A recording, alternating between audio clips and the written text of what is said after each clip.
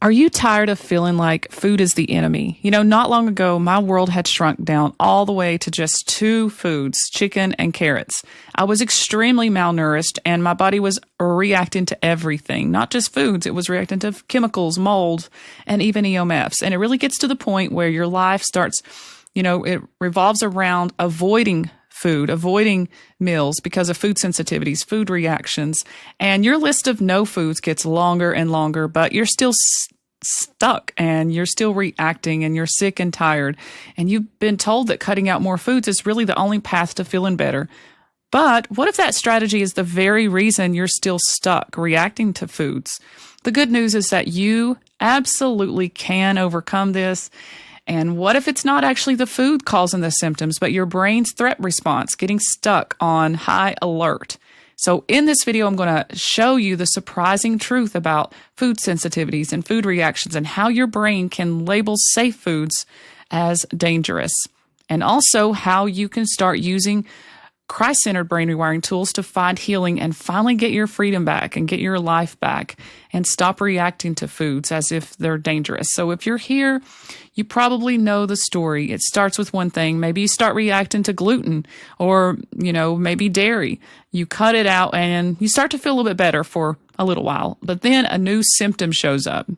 And so you try more restrictions like the low FODMAP diet, the keto, or even carnivore diets.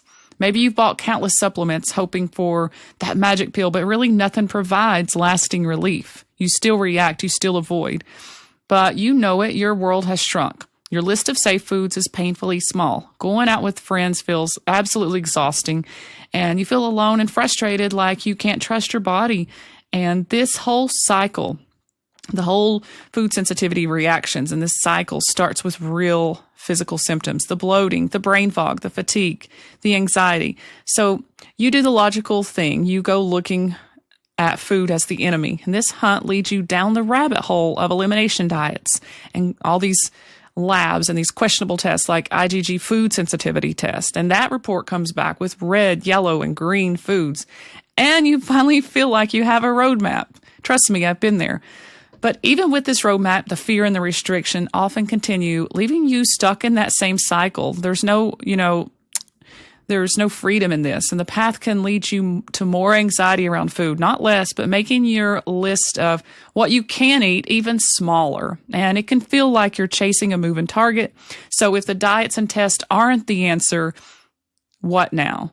So this is the point where we have to stop looking at only the food and start looking at the command center of the body that's orchestrating all the chaos, which is your brain's threat response, the limbic system.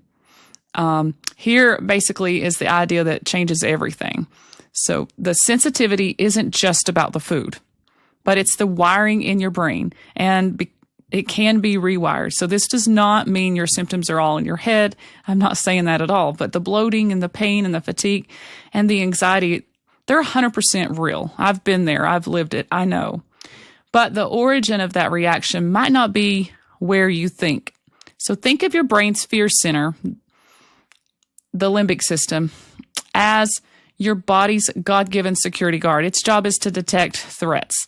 So let's say that you get a stomach bug after eating pizza, or you go through a period of intense stress, and your amygdala or your limbic system, they try to protect you and can get stuck on high alert, and they can wrongly label that food as dangerous, even when it's safe. So once that happens, your brain starts to predict a threat, and it starts misfiring, and it can trigger a real physical stress response just from the thought of it.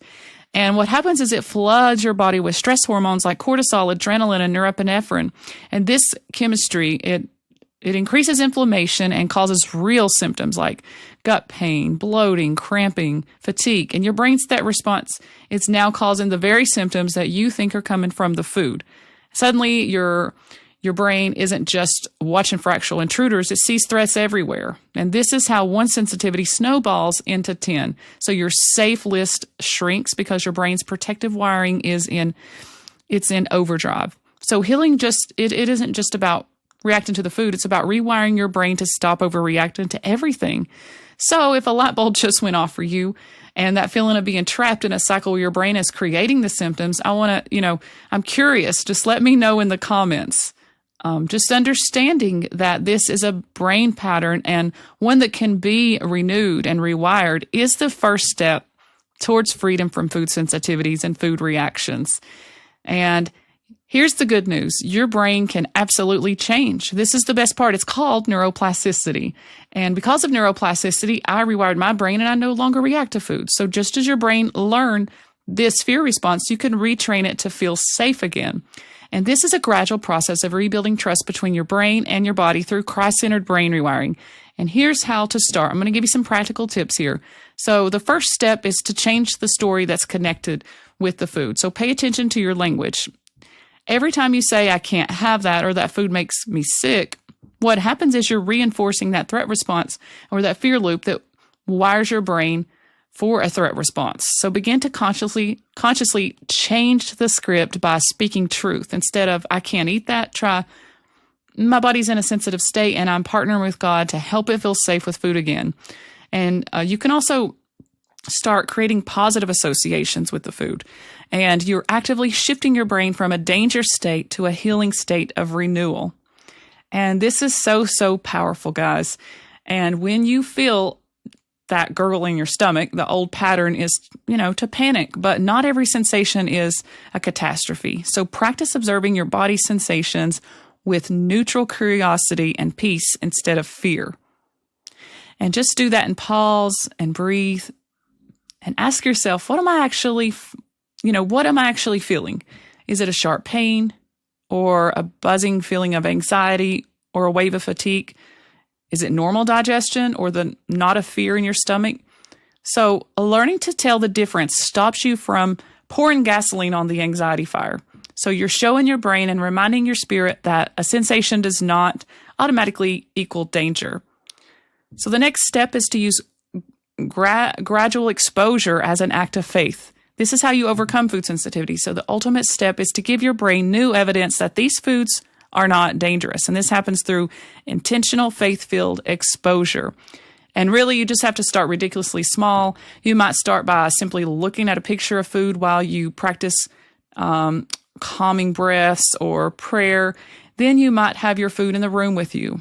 And then you might touch it or smell it. And you'll start with gradual exposure. And the next step might be just one tiny, bite. And as you do it, you actively calm your nervous system, telling yourself that I am safe. This food is not dangerous.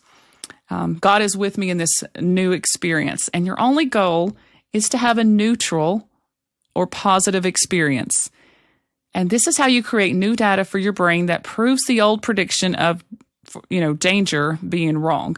And over time, what happens is you slowly create these new neural pathways and you patiently increase the amount of the food and your body stops overreacting as you rebuild tolerance.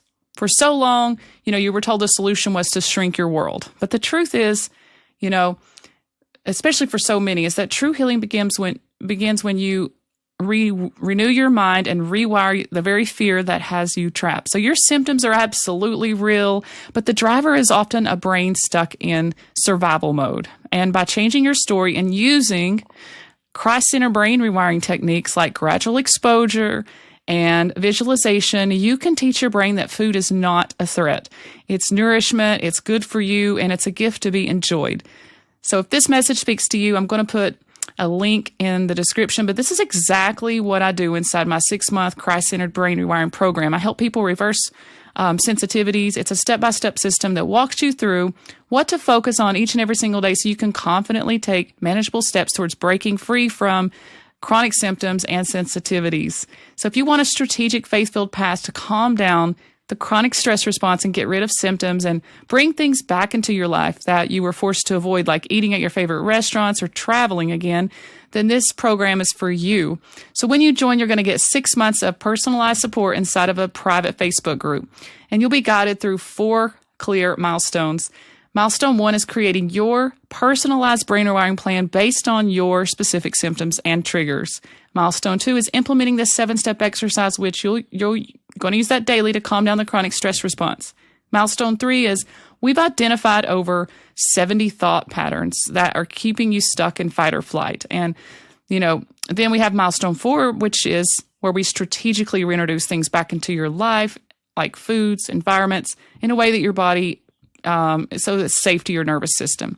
You're going to get all the trainings, coaching, and guidance you need to finally break free. So if you're really tired of navigating this by yourself and you're serious about getting your life back, then you can book the free call, and I'll put a link in the description. And like I said, on that call, we'll just get really specific about your specific symptoms and your specific triggers, and get clear about your goals and see if this is the right approach for you. So go ahead, book your call, and I will put that link in the description. So if this video was helpful for you, don't forget to like and subscribe and comment, because I read every single one of them, and hit that notification bell so you never miss a new video. And thank you so much for watching, and God bless you.